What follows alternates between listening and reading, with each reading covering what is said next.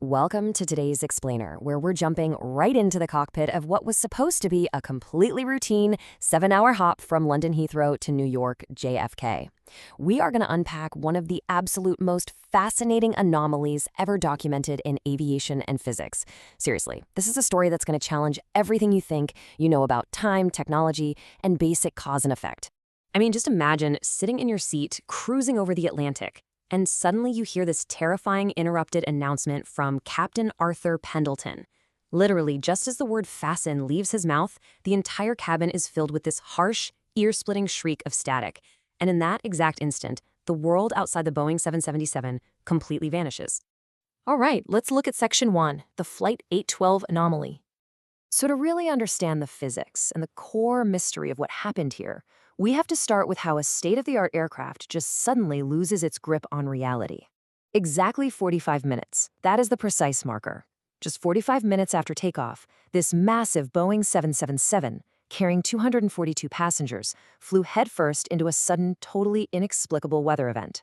And you have to understand, this wasn't just your standard storm. The sky wasn't black, it wasn't just cloudy. The whole environment instantly became hostile and deeply, deeply unnatural. Co-pilot Mark Reynolds and Captain Pendleton were completely blind as a violent electric purple cloud entirely enveloped the plane. They were surrounded by silent lightning that produced absolutely zero thunder. And inside the cockpit, absolute chaos. We're talking the altimeter spinning like a roulette wheel, the radar, the transponder, the GPS completely dead, no satellites, nothing. They were flying a massive commercial jet completely blind. Which brings us to Section 2. Crash landing in 1826. The plane takes this violent nosedive before finally breaking through the anomaly. And as the crew looks out the window, the visual shock is just stark. Captain Pendleton and his co-pilot are frantically searching for the greatest metropolis in the world. They're expecting the Empire State Building, right? Endless concrete, massive bridges, flashing lights. But instead, they find an untouched, pristine wilderness. Just dense expanses of green forests, rolling marshlands, and down in the harbor, there are no container ships, just 3 small wooden sailing ships with white canvases. Desperate, Captain Pendleton switches over to the emergency distress frequency, broadcasting this mayday call, but he's met with absolutely nothing but the empty hiss of dead air. And if being completely lost wasn't terrifying enough, a cruel, rhythmic chiming suddenly sounds in the cockpit. That violent purple storm had somehow completely drained their fuel tanks. With a low fuel warning blaring and 0 airports in sight, Captain Pendleton was forced to execute a terrifying, gear-snapping crash landing directly onto a wide stretch of sandy beach. Incredibly, thanks to the captain's veteran skill, they successfully evacuated all 242 passengers without a single casualty. But as they're stepping off those emergency slides, they notice the air is different. It's thicker, it's cleaner, totally devoid of modern 2026 pollution. And then, the bushes rustle. They are approached by locals wearing wool coats, top hats, and leather boots, and they're carrying old-fashioned flintlock muskets. These men spoke in this thick, archaic British-American accent, and they were staring at the massive silver airplane like it was some kind of fallen demon, or a piece of dark witchcraft. The true horror of their situation really set in when co-pilot Mark found a crumpled, damp local gazette stuck to a piece of driftwood. The headline read, "The New York Evening Post." And the date printed right at the top, July 14th, 1826. That electric purple storm hadn't just moved them through space. It had literally ripped a hole through time itself, stranding them exactly 200 years in the past. Let's dive into Section 3, the cyclical time rift. Because what's absolutely fascinating here is how the timeline aligned perfectly. They took off on July 14th, 2026. They landed on July 14th, 1826. Exactly 200 years to the day. Captain Pendleton quickly realized they were caught in a cyclical anomaly, basically a rift that operates like cosmic clockwork, opening every 200 years on this exact date to close a loop. But staying? That wasn't an option.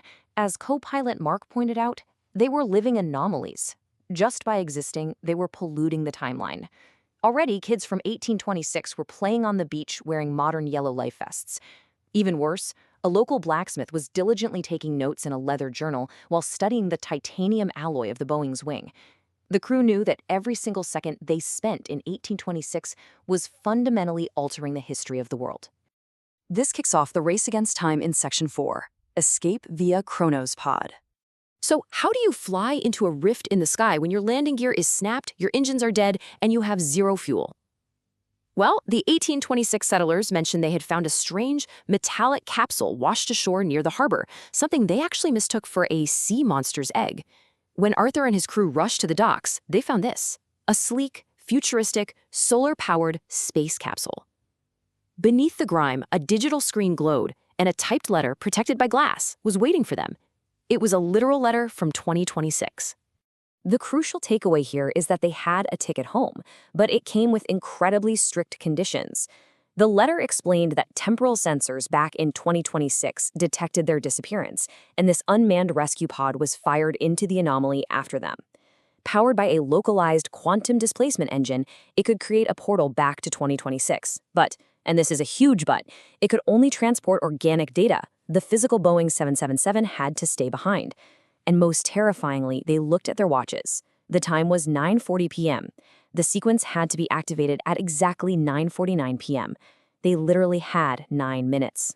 With that violent violet storm churning overhead once again, Arthur initiated the sequence to pull his passengers back across 2 centuries. The 242 passengers gathered in a massive circle. Arthur punched the activation codes into the console, the pod began to hum, emitting this blinding dome of stabilizing white light, and the passengers slowly began to shift into a glowing, translucent state as the portal anchored itself. Then, at the absolute final second, as the transport sequence reached 99%, the leader of the 1826 settlers ran toward the light. Shouting over the roar of the wind, he thrust a heavy, ancient, leather-bound diary into the captain's shifting hands. Arthur grabbed it just as a flash of absolute, blinding white light consumed the entire beach. Let's move to our final section, Section 5, the perfect causal loop, and see how this all builds into one of the most brilliant scientific thought experiments ever. Snap. The blinding light fades. Arthur and his passengers slam hard onto the solid concrete of a runway. They look around, breathing in the modern smog, hearing the blare of security sirens, and seeing the searchlights of fire trucks. They're lying on the tarmac of JFK Airport. They'd actually made it back to the year 2026. Days later, the government obviously classifies the whole incident, but they allow Arthur to keep that leather diary. Alone in a quiet room, he opens it. And the faded 1826 script reveals a paralyzing truth. The colony log explains that after the Sky People vanished, the settlers dismantled the stranded Boeing 777.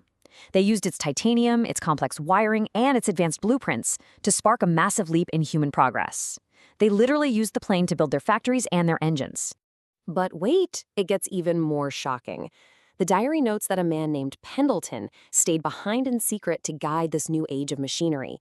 Arthur turns to the back of the diary and finds a family tree mapped out by the historical settlers, and at the very top, dated 1826, is his own ancestor, Arthur Pendleton.